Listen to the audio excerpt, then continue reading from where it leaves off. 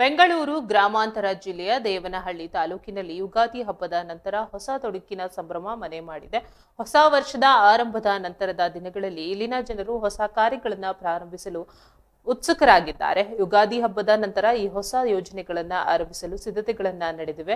ಅದರಲ್ಲೂ ಗ್ರಾಮೀಣ ಭಾಗದಲ್ಲಿ ಈ ಸಂಭ್ರಮದ ಕಳೆ ಹೆಚ್ಚಾಗಿದೆ. ಹೊಸ ತೊಡಕಿನ ಅಂಗವಾಗಿ ಮಾಂಸಾಹಾರ ಸೇವಿಸುವುದು ಇಲ್ಲಿನ ಜನರ ಸಂಪ್ರದಾಯವಾಗಿದೆ. ಹೀಗಾಗಿ ಮಾಂಸದ ಅಂಗಡಿಗಳ ಮುಂದೆ ಜನಸಾಗರವೇ ನೆರೆದಿತ್ತು. ರಾತ್ರಿಯಿಂದಲೇ ಮಾಂಸದ ಅಂಗಡಿಗಳ ಮುಂದೆ ಜನರು ಸರತಿ ಸಾಲಿನಲ್ಲಿ ನಿಂತು ಮಾಂಸ ಖರೀದಿಸಿದರು.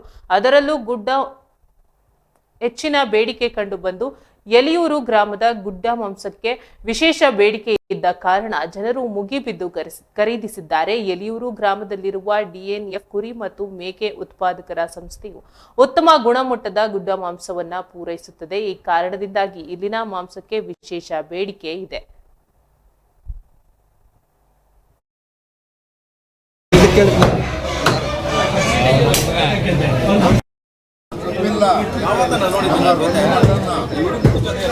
ಎಲ್ಲ ಸಮಾಜದಲ್ಲೇ ಕುರಿ ಸಂಘದಾಗ ಒಂದೇ ಒಂದು ಕುರಿ ಸಾಕಲ್ಲ, ನೀಟಾಗಿ ಒಳ್ಳೆ ಮರಿ 20-18 kg ಕೊಳಗೆ ಬೆಟ್ಟಲ್ಲ.